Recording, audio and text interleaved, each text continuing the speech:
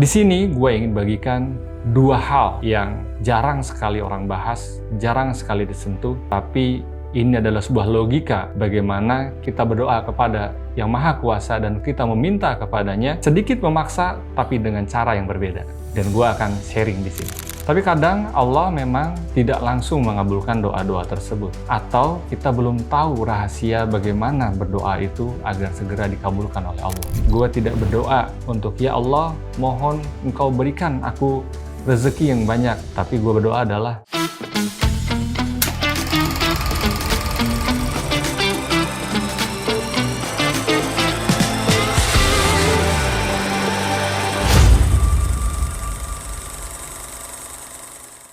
Assalamualaikum warahmatullahi wabarakatuh.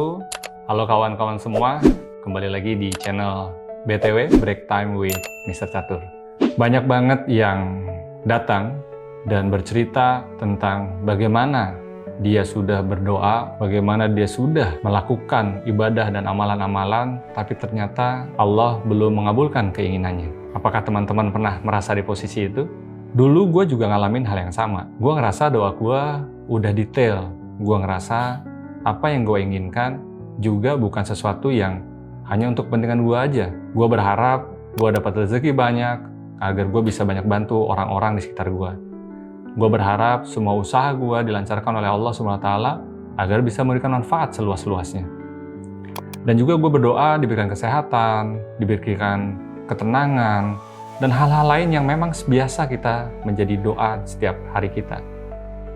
Tapi kadang Allah memang tidak langsung mengabulkan doa-doa tersebut. Atau kita belum tahu rahasia bagaimana berdoa itu agar segera dikabulkan oleh Allah. Tentu kita sudah banyak dengar, ada beberapa waktu-waktu mustajab saat berdoa. Dan gue nggak akan bahas di sini. Itu udah banyak dibahas oleh guru-guru kita. Bisa lu dengerin channel-channel YouTube dari Ustadz Adi Hidayat, Ustadz Abdul Somad, atau Gus Baha, dan lain-lain yang lebih kompeten dalam mengajarkan hal tersebut. Dan juga kita sudah sering bagaimana seharusnya kita memohon kepada Allah untuk dikabulkan atas permintaan-permintaan yang kita inginkan.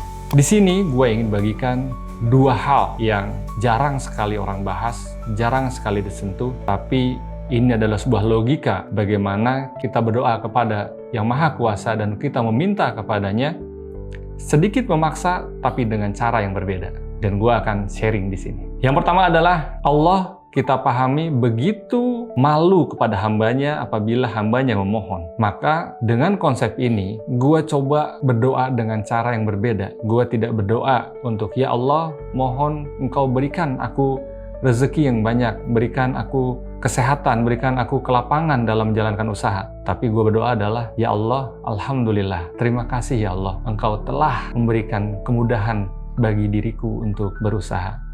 Terima kasih ya Allah, Engkau telah memberikan rezeki yang begitu banyak sehingga aku bisa berbagi. Terima kasih ya Allah, Engkau telah memberikan kesehatan yang prima sehingga aku bisa menjalankan aktivitas semaksimal mungkin. Padahal mungkin kondisi waktu itu berdoa, gue lagi kesulitan, usaha lagi nggak lancar, tapi gue bersyukur terlebih dahulu. Gue ucapkan, ya Allah, terima kasih ya Allah. Alhamdulillah.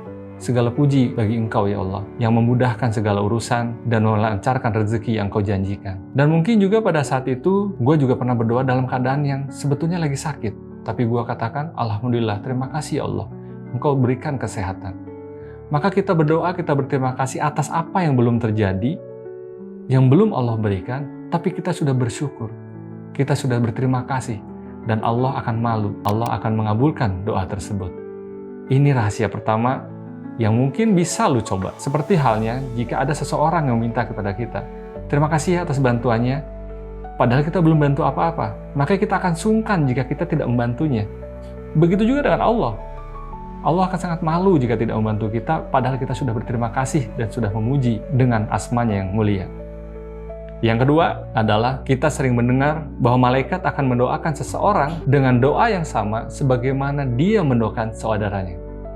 Maka jangan fokus dengan diri kita, doakan orang lain. Yang gue lakukan adalah, ya Allah, di antara orang-orang yang bersujud ini padamu, mereka ada yang meminta diberikan kemudahan dalam ikhtiarnya. Berikanlah ya Allah kemudahan itu. Ya Allah, di antara orang-orang yang bersujud kepadamu ini, mereka ada meminta untuk dilunasi hutang-hutangnya. Maka ya Allah, ya Razak, ya Wahhab, berikanlah kemudahan untuk mereka melunasi hutang-hutangnya. Ya Allah, di antara orang-orang yang ruku kepadamu ini, ada yang sedang meminta kesehatan bagi dirinya, keluarganya, orang tuanya, anaknya, dan saudara-saudaranya. Maka ya Allah, sembuhkanlah ya Allah, Engkau As-Sifa, berikanlah kesehatan kepada orang-orang yang memohon kepadamu ini. Ya Allah, di antara orang-orang yang berdoa mengadahkan tangannya kepadamu ini, ada yang sedang meminta untuk diampuni dosa-dosanya, untuk diistiqomahkan dalam kebaikan yang dia sedang tuju. Maka ya Allah, berikanlah ridho-Mu, berikanlah jalan yang lurus, berikanlah kemudahan kelapangan hati agar mereka bisa menjalankan perintah-perintah-Mu dengan semudah-mudahnya.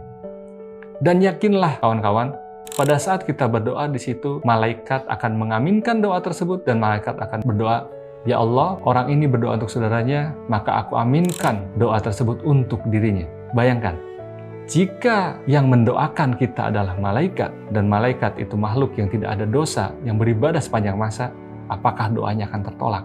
Ini logika yang harus kita gunakan dalam berdoa. Dan bayangkan, jika dengan akibat kita berdoa untuk orang lain dan malaikat mendoakan untuk kita, maka tentu saja doa yang dipanjatkan oleh malaikat akan memiliki nilai berkali-kali lipat dibandingkan kita berdoa sendiri.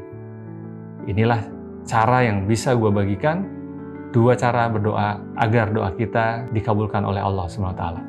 Dan sekali lagi, tentu kapannya, bagaimana caranya, itu adalah haknya Allah. Yang perlu kita lakukan adalah ikhtiar maksimal, bersabar, dan selalu bersyukur.